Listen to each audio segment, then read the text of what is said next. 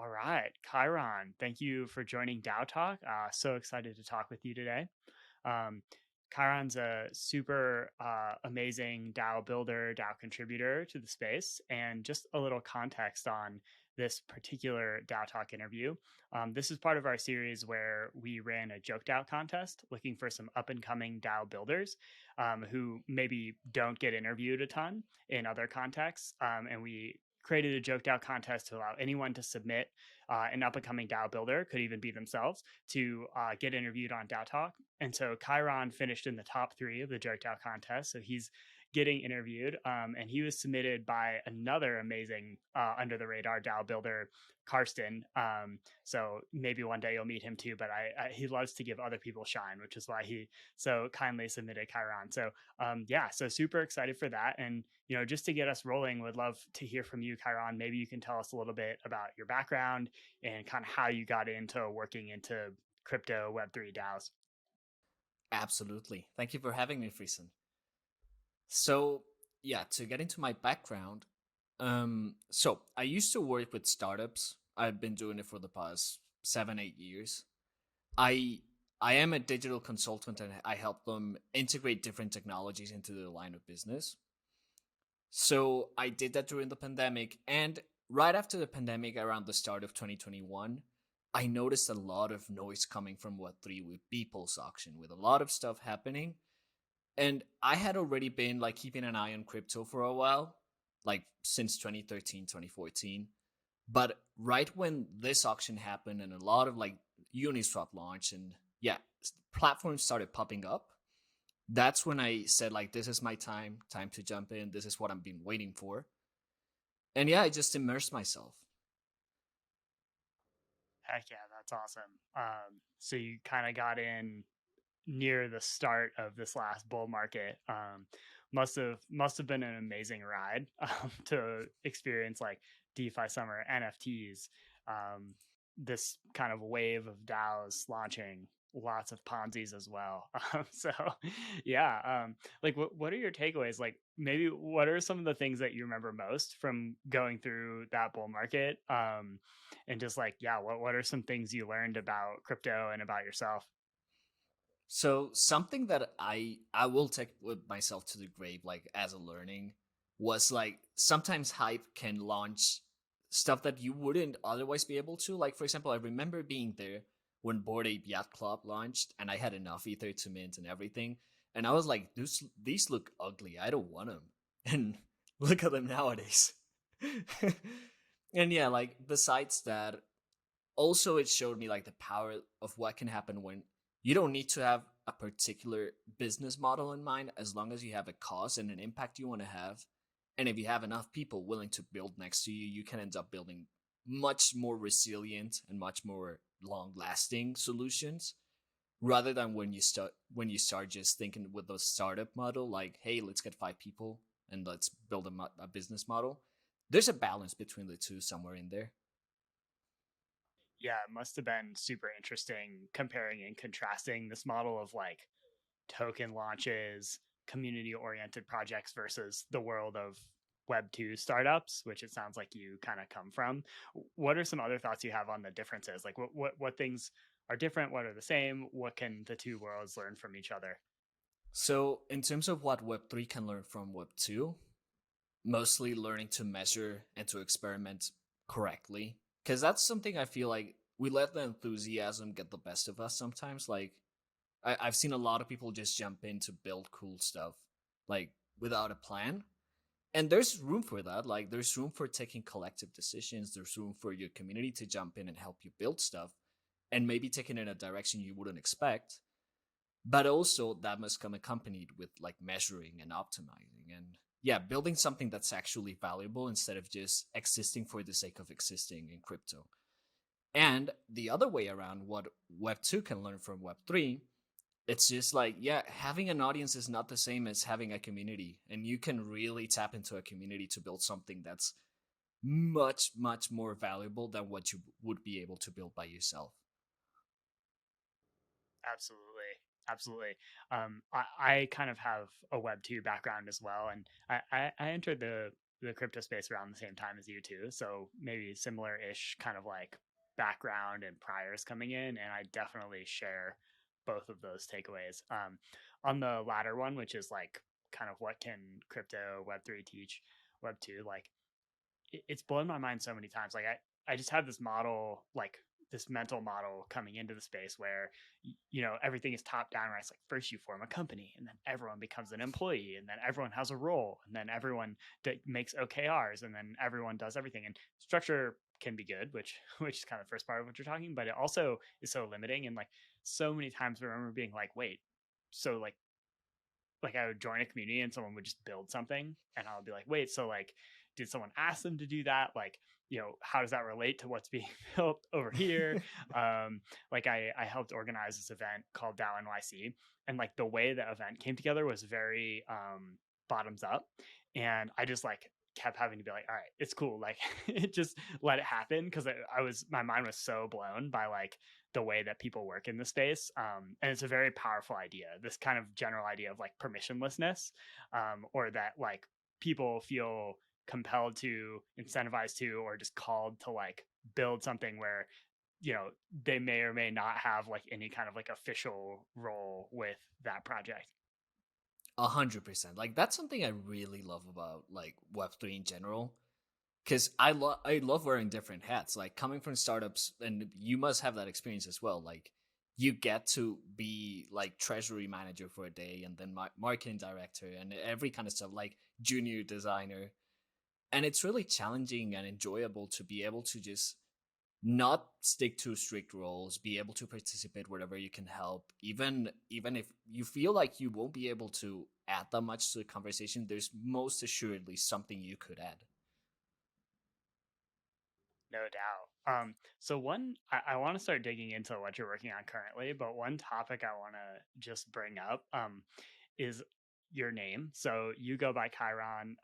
I go by Frisson on Twitter. I think we've talked about this some on Twitter. Like we kind of have a similar vibe where it's like pseudo anonymous. It's like we're not like necessarily trying to be fully anonymous, but there's this like character we're playing that's not our real, I guess, or nation state IRL self. So want to get your take on that in general, but also want to hear like, when did you adopt Kairon? Did that happen like right when you came to space? Like, I'm gonna be this like pseudo anonymous person, or did you like get into that at some point on your journey through the last bull market? That's an amazing question.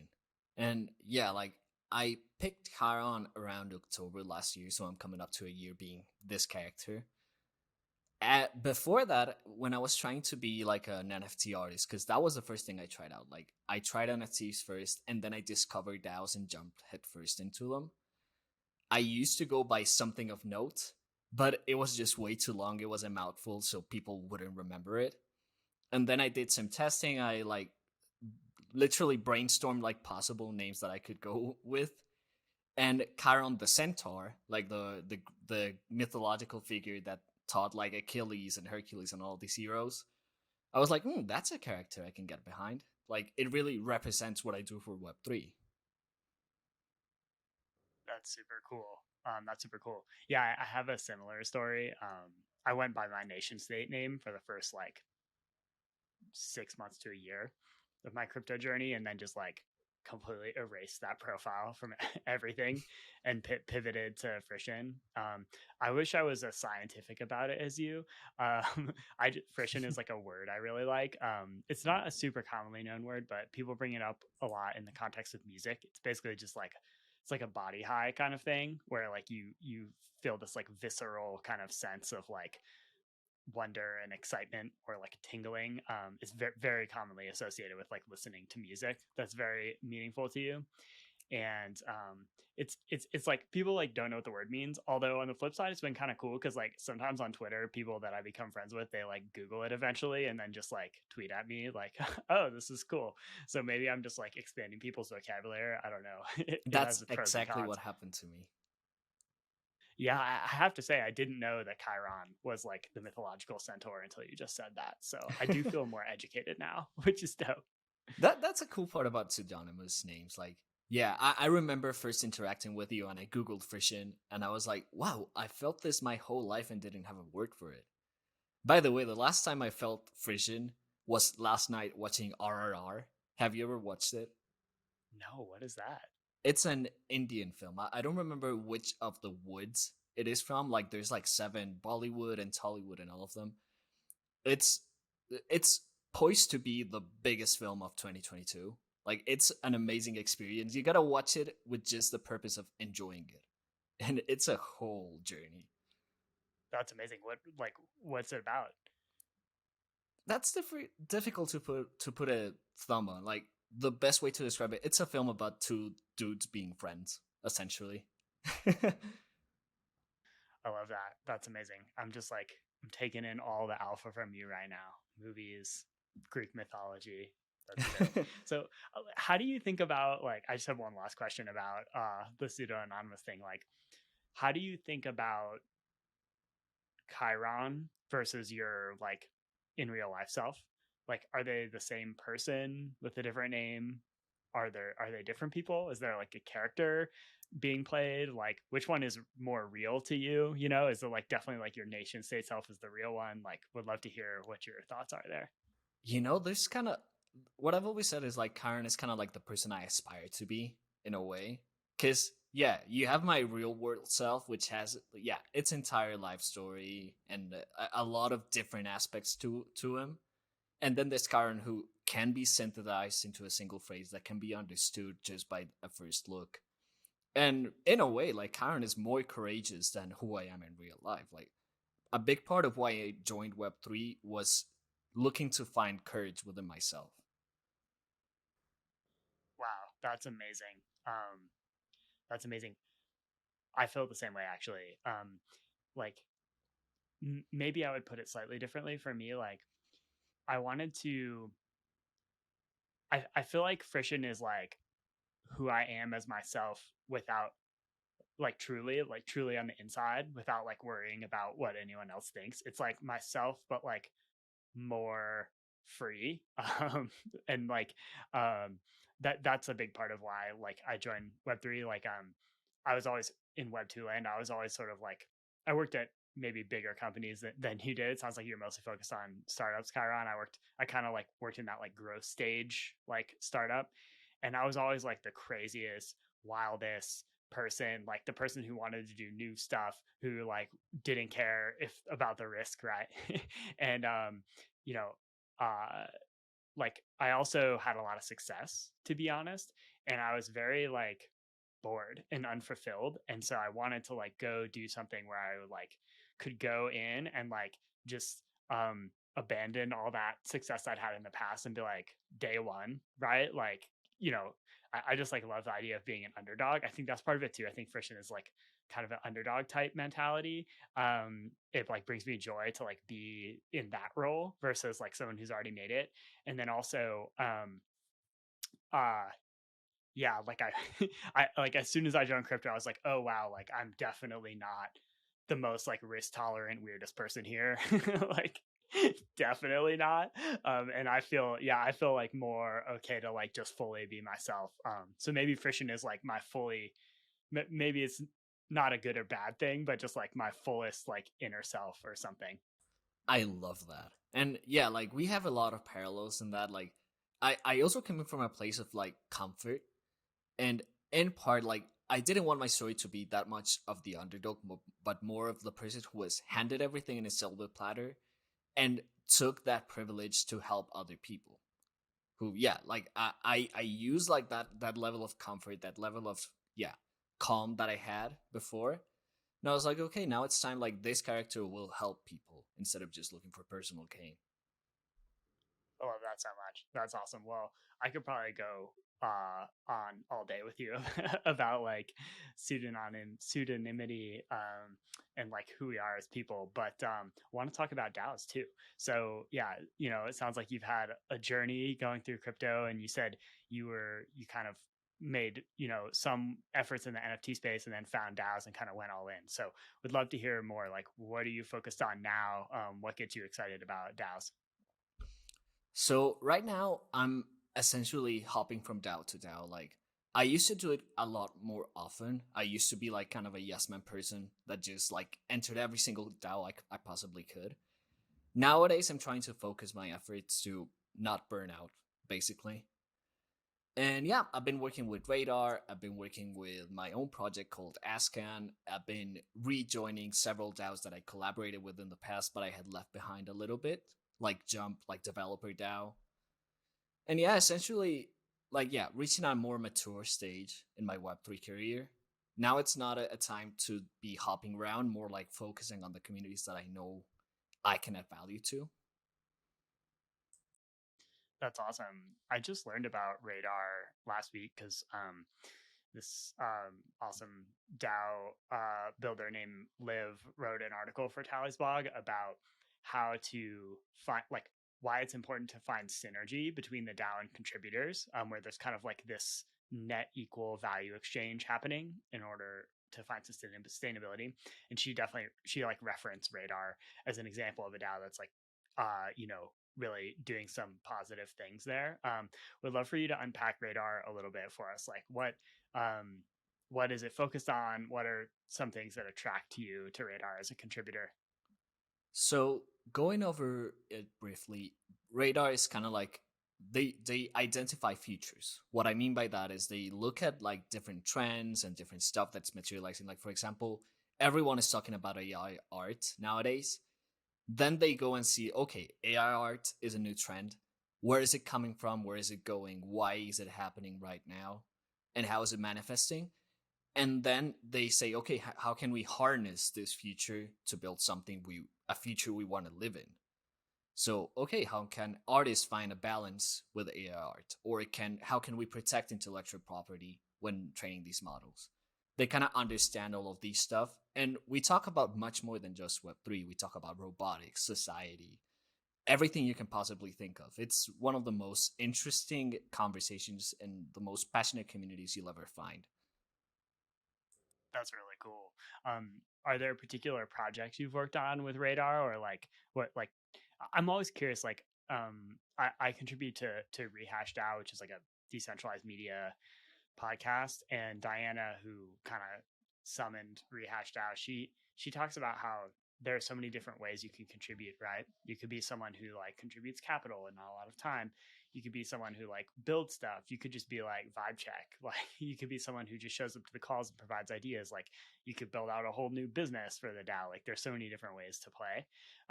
So anyway, I'm always curious, like how kind of like what role people have in different DAOs. So like what are some areas that you've kind of been inspired to contribute with Radar? So with Radar particularly, I've been more of a curatorial role. Like recently, we went through a process called the super curation process, which is gathering all the data, identifying like possible trends, and presenting them and saying like, "Hey, I identify X future. Would you be interested in pursuing it?" So there were 7 of us, and they tasked us with like go over all of the conversations we're having and identify like the high level stuff that's going on. And yeah, like for example, the one we decided to pursue and are in an upcoming future-thon, a hackathon, but for futures, we'll be pursuing one called A Future in Sync, which is like, okay, we're disconnected from nature, from ourselves, from society, from a lot of different aspects. We're out of sync. How can we retake that? That's awesome. Man, I want to go down that rabbit hole now too. It's That's so cool. fascinating. So it's like Radar is basically like a futurism DAO, kind of. Is Yeah, that like kind a of. fair characterization? Yeah, I would say it is. That's super cool, man. I dig that. I dig that. So what are I have to go down the rabbit hole a little bit. Like what are some early thoughts you have, like as we're exploring this concept of like being disconnected from nature, reconnecting, like what are some things that inspire you there? Like are there particular, you know, areas that you want to like research, or like tactics or things like that, trends, like sub trends maybe, that you think are worth exploring? So, for example, like the area I specialized in, like the one I was most interested in, is the disconnection in society. Like, why can't we sit down and have a conversation even if we have opposing views? And I think that one's worth exploring because every other type of out of sync comes from that one. Like, if you can't sit down with someone who holds extremely opposing beliefs to what you have and at least be able to respect them, not saying you have to agree with them, just respect them. Yeah, everything leads to more isolation, everything leads to more zealotry, to more polarization. Yeah, I feel like the disconnection with nature, with the environment, with other people, and with ourselves, all comes down to us not being able to debate. Interesting.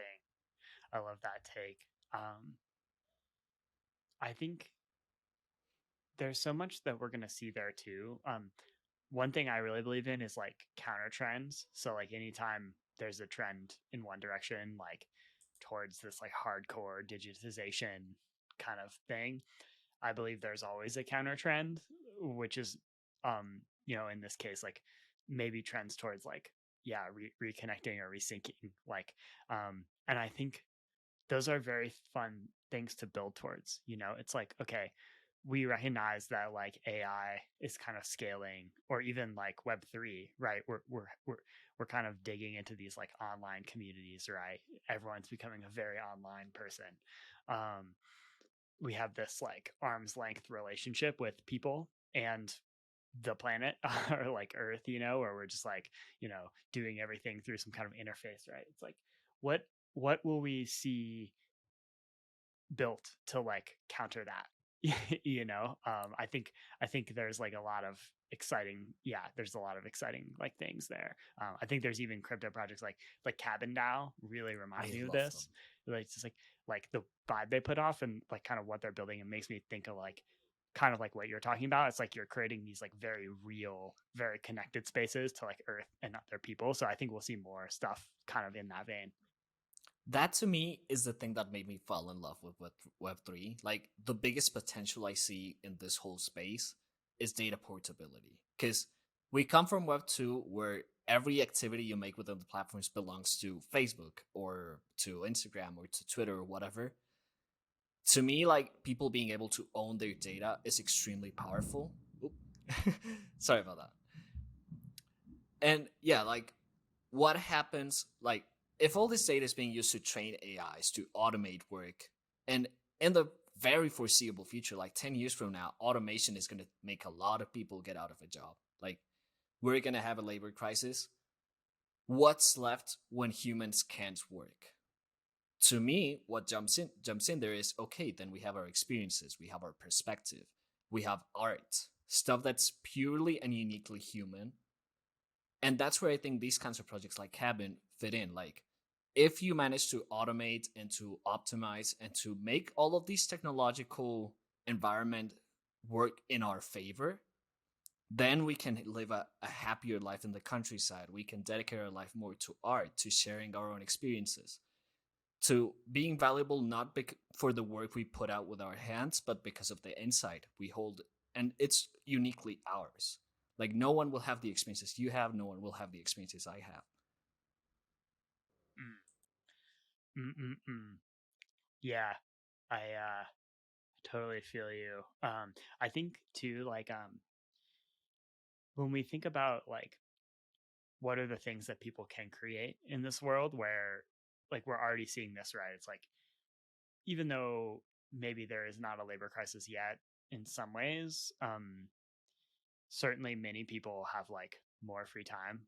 Certainly like people who are fortunate, right? A lot of people like it's very different, right? To like work a 9 to 5 job versus like doing subsistence agriculture, right? But very very different vibe there. So there's already been like a major shift, and I think the internet offered and offers the promise of like people who have this more like ability or even need to like proactively create something or do something, right? Maybe with their sort of like latent almost like energy or something like that.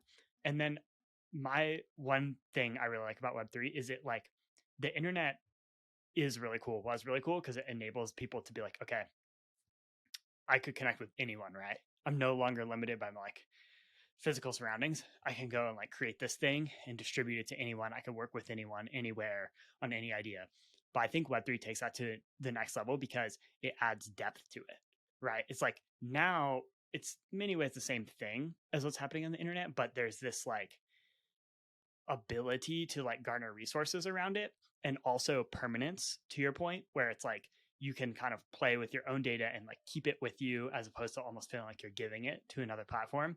That I think it just like raises the stakes and also like enables this creativity where it's like it's like a new layer that enables people to work together from anywhere with anyone on anything, but like with more depth and more like energy around it.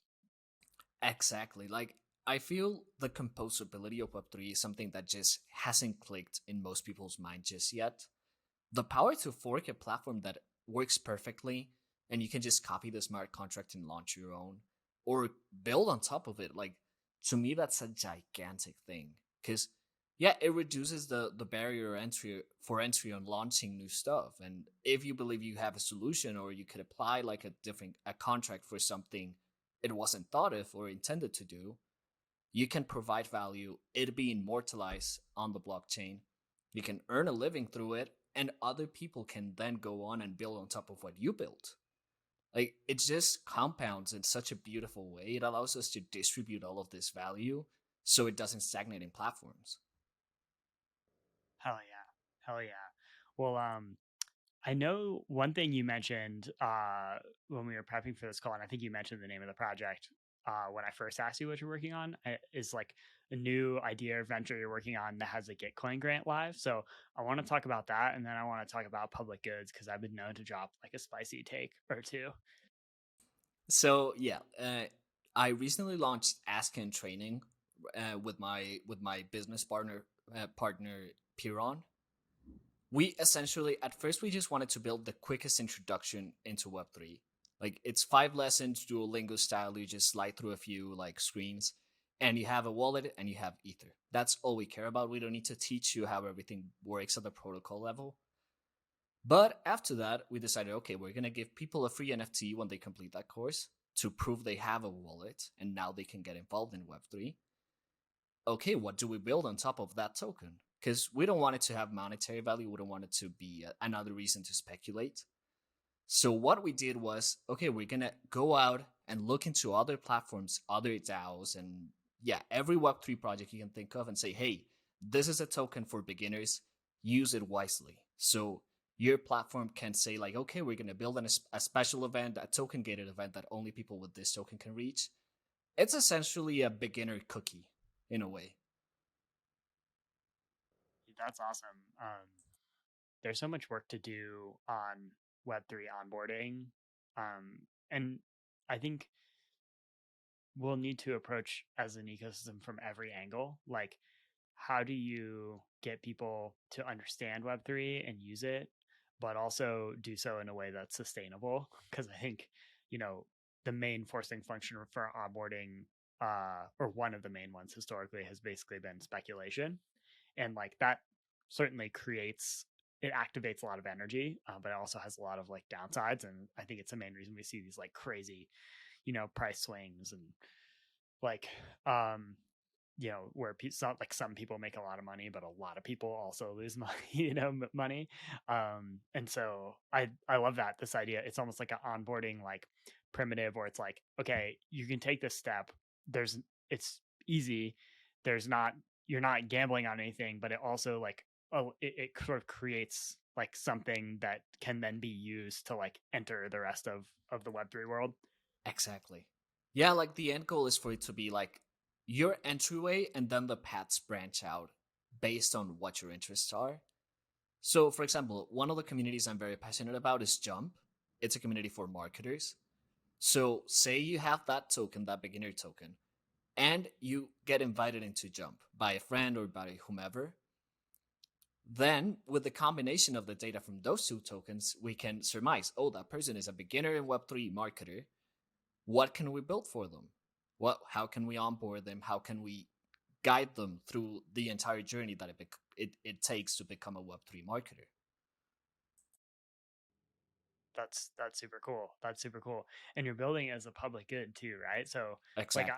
I know you mentioned the token isn't meant to to appreciate value, which is obviously one element, but like, what does it mean to you to build as a public good? Like, how do you define a public good? Like, what does that mean for this project in particular? So what we thought about was, if we try to monetize the token itself, if we put royalties on it, if we allow people to buy and sell it, it would kind of lose its value, because then, rather than using it openly and freely, platforms would be asking, "Oh, I'm just pumping your bags. I don't care about that." So yeah, by making it a public good, which for anyone who doesn't yet know what public goods are, it's essentially a product that doesn't exist seeking revenue, but exists just to provide open value to whomever wants to use it. Wikipedia is a good example of it. Like, they have the product, the platform that anyone can read and enjoy, and they are funded through the community. The people who want to keep Wikipedia's lights on, they can do so and participate in it. So yeah, That coming back to Ascan, if it were a for-profit operation in the core experience, then yeah, people will be just asking like, why would I help you? What do I have to gain? If it's a public good and it's freely available and anyone can use it, then they can do it without fears of like us taking the bag. yeah, that makes a lot of sense. And I think uh like there's a lot of talk about public goods right now in crypto. It's like definitely a meme that's on the rise. And I think it makes a lot of sense in many ways because there well, first of all, there's like a lot to build. Second of all, like, I think maybe it's in what you were describing around sort of like the why public goods. For you, it's like, because this composability and permissionless, ability to like enter and build is a core part of the value proposition. It feels like a challenge in some ways to implement some kind of take rate, or maybe some of the business models of the past in technology are somewhat incompatible with this idea of like encouraging permissionless innovation. I worry though, like personally, I know I've like made hot takes on this on Twitter in the past. Sometimes I worry that like there are some projects that are sort of like like basically having a business model is too hard, right? So they're like, we're just gonna like be a public good, but not necessarily for a well thought out reason, just because like they don't really have like a good way to get a business model. But maybe I'm like misreading, or maybe my takeaway from that is the wrong one. It's more like that just being a public good sort of like is the model that makes sense for most Web3 like products. So I don't know. You know, Curious your thoughts there. like the thing is, I'm pretty sure both of us are right on that aspect. Like, I am a public good maxi, but also I understand like it is an easy way out when you don't have a business model.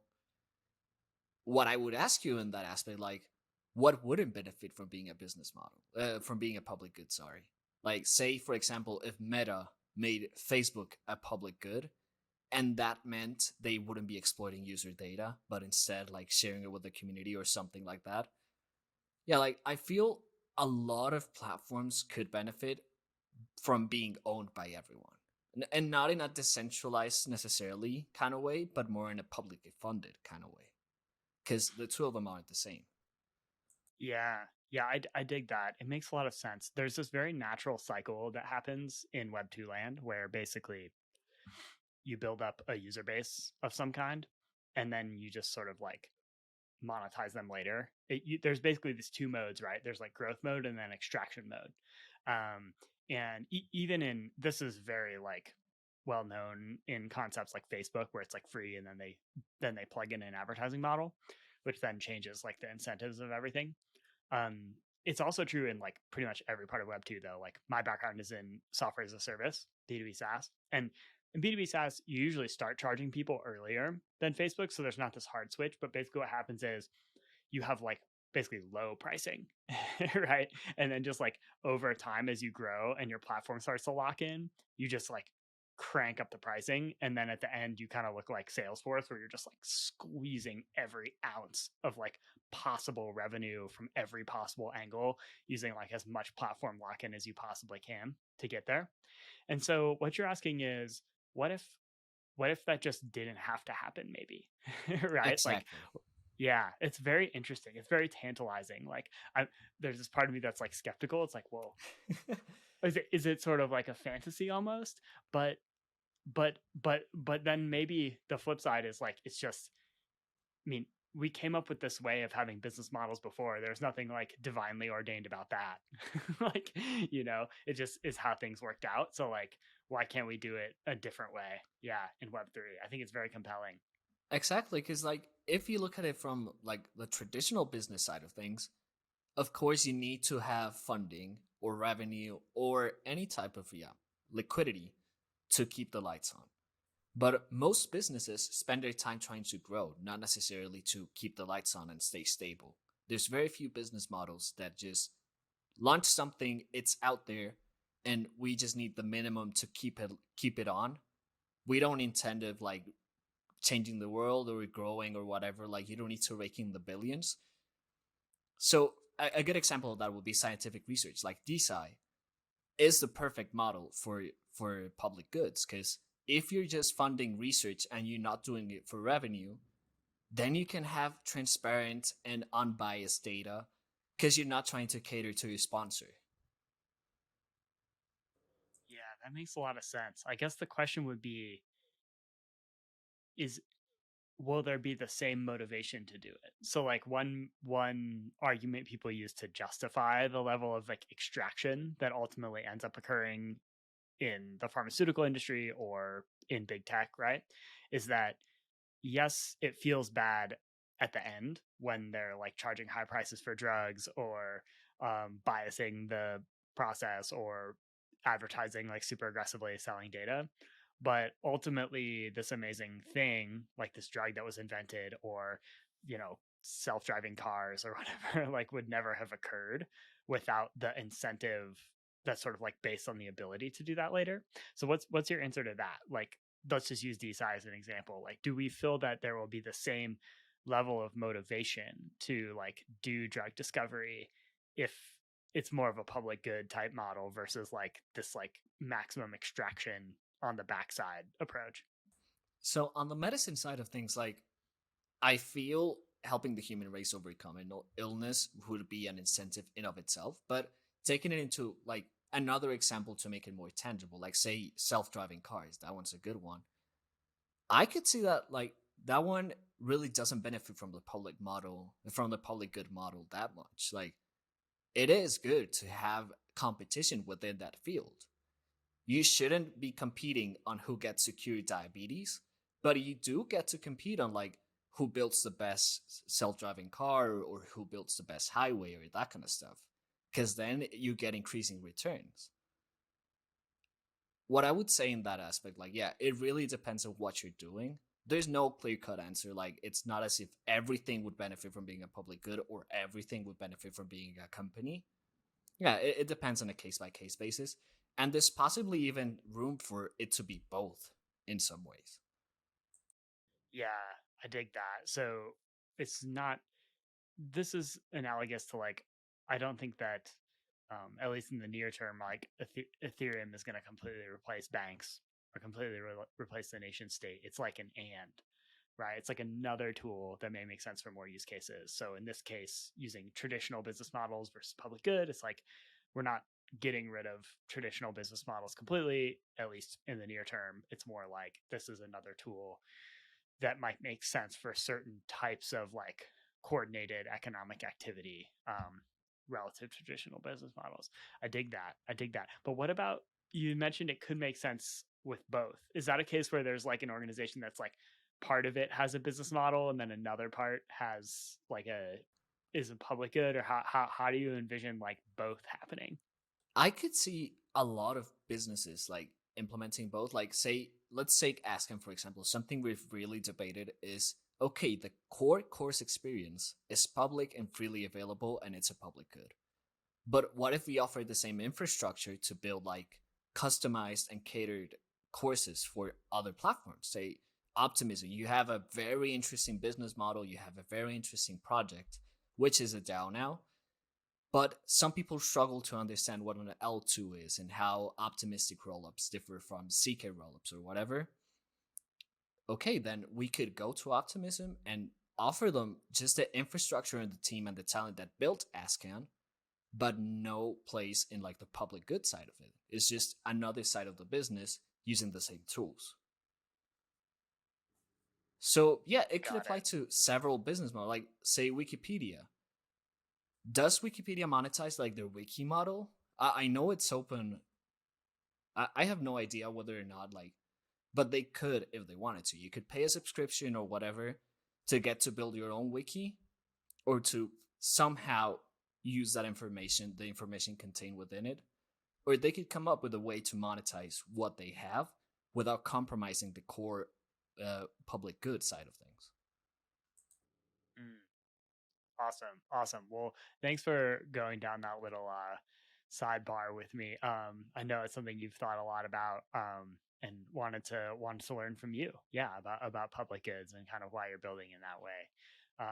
So I think like this is the kind of conversation where we could go down infinite rabbit holes.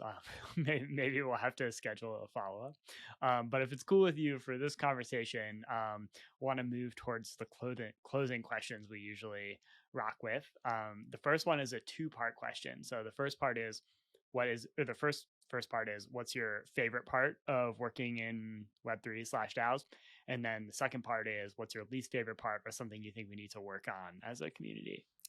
So those two questions are very linked. Like my answer to them is very linked. This one's gonna sound very cheesy, but I do mean it.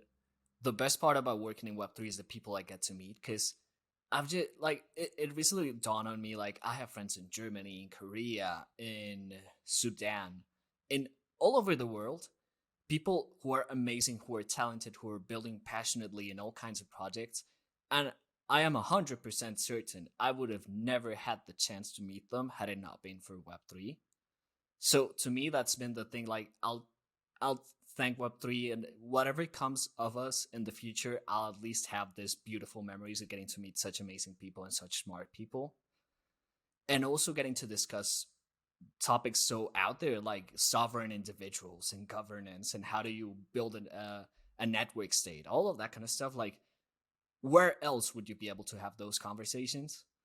It's a beautiful challenge. And on what we could improve, like, I feel sometimes in the side of governance, in the side of leading in DAOs and all of that, we sometimes build governance around a popularity contest. Like, not even who has the best contribution, not even who is the best person for the job, just who is the most known figure. And I've been on both sides of that equation. Like, I remember sometimes, like, whenever there was a coordinate circle or whatever, I would not move a finger. I would not participate, but just because people recognize my username on a Discord, they would allocate tokens to me. And that just feels wrong. Like, there's got to be a better way to distribute all of that ownership and the reap the rewards of your work without taking popularity into question. Yeah, the real riches were the friends we made along the way. Absolutely, absolutely. Um, yeah, compensation's a big challenge in DAOs. Like it kind of ties into this question of like business models and just the incentives of DAOs, that kind of end up driving everything. We definitely need to make sure we figure out ways for people to be able to like the people who are really providing value to be able to like understand what they're going to get compensated on some level or have some kind of model around that, and to be able to do so sustainably in a way that like very well matches the work with like the value of the work with the yeah, with the reward. And yeah, I think coordinate's like a super cool tool, but I agree there's like some unintended consequences of like doing compensation in this way. So a lot of work to do there. We actually, compensation is a very hot topic right now, and we have several articles coming out on Tally's blog in the next like month, kind of focusing on that topic. So keep an eye out for that. And yeah, in the meantime, we see you, Kairon, for like being thoughtful about the way you engage and coordinate, and appreciate you for that. Absolutely. And yeah, like it's an amazing tool. We just need to tweak the way we interact with it because the tool works perfectly. It's just like the way our mindsets are set to contribute. But yeah, I'm excited to see what you come up with in the tally blog. I think compensation is one of the most interesting topics we can be discussing right now. Absolutely. So, the last question. It's not crypto related, but it can be if you want to make it crypto related. Um, and it is, what is your favorite place in the world and why? So allow me to transport you 6 years in the past. 21-year-old me is has decided to leave his country and go live in Spain. There's At the time I thought this country has nothing to offer to me. I came to regret that later. Don't worry. But I left to live in Bilbao, Spain. And my energy was I just dropped out of college. I've got endless curiosity and endless energy. I'll let this place take me and show me what it has to show me. So I would wake up at 4 a.m., go out and take pictures, walk all across town, take buses to remote cities no one has heard of, and bask. And overall, it awakened something within me. I am 100% sure I'm a different person from when I left Medellin, which I'm from, and when I arrived on Bilbao. And yeah, like now coming back to nowadays, I always try to recapture that curiosity and that passion. I'll always say like Colombia was the country that saw me grow up, but Spain was the country that saw me become a man. That sounds like an amazing place and an amazing journey. I'm so glad you brought this topic up of trying to rediscover that energy. I too have certain times and experiences in my life where it's like really was very formative, and I was like imbued with this like intense, energy. And actually, that's another reason that I love crypto. Like I felt that again a little bit, just going down the rabbit hole, and along with the friends we made along the way, that is truly priceless. Like that feeling of discovery. Absolutely. That's everything to me. Oh yeah. Well, Kairon, thanks so much for coming on DAO Talk. Great to get to know you a little better. I'm sure our listeners will really enjoy what you have to say as well. So I'll see you around. The pleasure's been all mine. And yeah, thank you for having me.